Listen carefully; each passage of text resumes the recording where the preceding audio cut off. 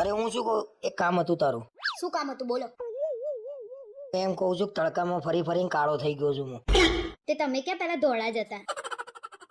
હું દાંત કાઢું છું, આના માટે કઈ દવા હોય તો કે મને. તો લગન તો થઈ ગયા, ધોળું થઈને શું કામ છે તમારે? અરે ભલે ને લગન થઈ ગયા, હું ધોળો તો એમાં તને શું તકલીફ છે? મને કઈ તકલીફ નહીં, પણ તમે કાળા છો તોય આટલા ઉડો છો, તો પછી ધોળા થઈ જાવ તો તમે તો જમીન ઉપર પગ જ ના મૂકો. તારે મને દવા લઈ આપી હોય તો લઈ આલ ને, ખોટા ટોંટ ના મારે. જુઓ તો ધોળા થવાનું ભૂત ઉપડ્યું છે એ તો જુઓ. અને હા, તમે આવતા જતા રિયા ભાભીના ઘર આગળ હોર્ન કેમ મારો છો? અરે જા ભાઈ જા, મારે શું લેવા હોન મારવા પડે? શું જા ભાઈ જા? મેં તમને 10 વાર જોયા છે, તમે એમના ઘર આગળ આવતા જતા હોર્ન મારો છો ને એ. અને હવે પાછું ધોળું થવાનું ભૂત ઉપડ્યું છે.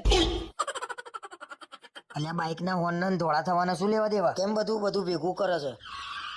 અરે આ બધું ભેગું જ છે, મને નહીં દેખાતું? હોર્ન મારવા, ધોળું થવાનું ભૂત પડવું, બધી ખબર પડે છે મને.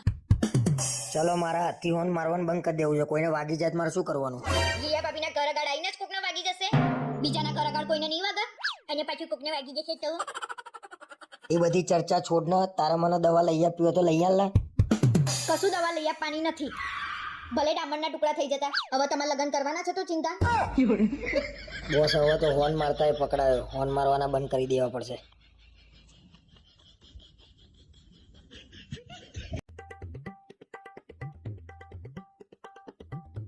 શું થયું છે તમને? અરે કઈ નહીં થયું ભાઈ. કઈ નહીં થયું તો 2 દિવસથી શું લેવા ટેન્શનમાં ફરી રહ્યા છો? તને કેમનું એવું લાગ્યું કે હું ટેન્શનમાં છું? દરરોજ ઘરમાં આમથી આમ કરો છો, આટલું બધું જોર કરો છો, તો મને ના ખબર પડે? આજે મને લાગે છે મારી પોલ ખુલી જશે. શું વિચારો છો તમે? તે વિચારતા એ મને કહી દો તો ટેન્શન ઓછું થાય તમારે. તને હું કહીશ તો તારા જોડે એનું કઈ સોલ્યુશન છે? સોલ્યુશન હશે તો જ કહેશો તો સોલ્યુશન નહીં આવે એનું. મારા છે ને 2 દિવસ પહેલાની મેચમાં છે ને નુકસાન થઈ ગયું છે, અને તું ગભરાઈ ના જાવ ને એટલે મેં તને કીધું નહીં. કેટલું નુકસાન કર્યું છે? અને આ બધા ધંધા ક્યાંથી ચાલુ કર્યા છે? અરે 50,000 નું જ કર્યું તું, અને પહેલી વાર જ કર્યું તું. મને એમ કે 50,000 ના 2-2.5 લાખ રૂપિયા આવે તો આપણું કામ થઈ જાય. કમાઈ લીધા, લાવો 2 લાખ. એક તો 50,000 આપવાનું ટેન્શન છે, તું મારી મજાક ઉડાડું છું. તો શું લેવા આવો ધંધો કર્યો? મને પૂછ્યું હોત તોય હું ના પાડત કે આવો ધંધો ના કરાય એમ.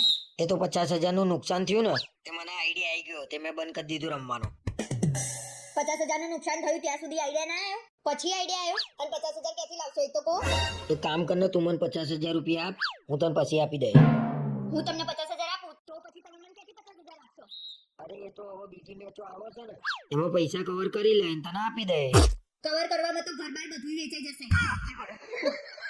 વાત તો સાચી છે આની, આ ધંધામાં ઘર બાર વેચાઈ જ જાય.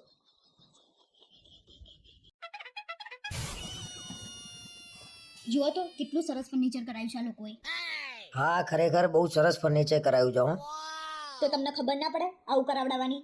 કેવું કરાવી મૂકી દીધું છે તમે તો. મેં તને પહેલા જ પૂછ્યું હતું કેવું ફર્નિચર કરાવું, તે મને એવું કીધું તમને ગમે એવું કરાવો.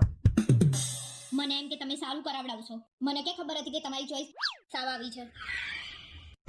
ખરેખર મારી ચોઈસ નહીં હારી ને, એ તો મેં લગ્ન કર્યા ને એટલે મને ખબર પડી જ ગઈ હતી. ખોટી હોશિયારી ના મારશો, આ આખા કાળા કપડાં પહેરીને આવ્યા છો, જુઓ તમારી ચોઈસ. અરે એ તો તું કહું છું ને મારી ચોઈસ નહીં હારી, મારા બધા ભાઈબંધો છે ને મને પૂછીને જ કપડા લાવો. અરે મૂકન તમારા ભાઈબંધની વાત, મને તો હસવું આવે છે. તમારા સિવાય કોઈ આવા કપડાં પહેર્યા છે? બીજા કલરના કપડા પહેરું ને એટલે તું એમ કે છે લેડીઝ કલરના કપડા પહેરો છો. અરે ભલે લેડીઝ જેવા લાગો, પણ એક કઈ પ્રસંગમાં આવા કપડાં પહેરીને આવતા નહીં. આ ભાઈ મને બહેરું બનાવીને રહેશે. સારું ભાઈ, હવે કોઈ પ્રસંગમાં હું કાળા કપડા પહેરીને નહીં આવું બસ. હા ના પહેરતા. એમ તમને એવું હોય ને કે હું હીરો લાગુ છું પણ જીરો લાગો છો, અને દૂરથી તો કાગડો ઊભો હોય ને એવા લાગો છો. આમાં કાગડા જેવી હાલત થઈ ગઈ છે.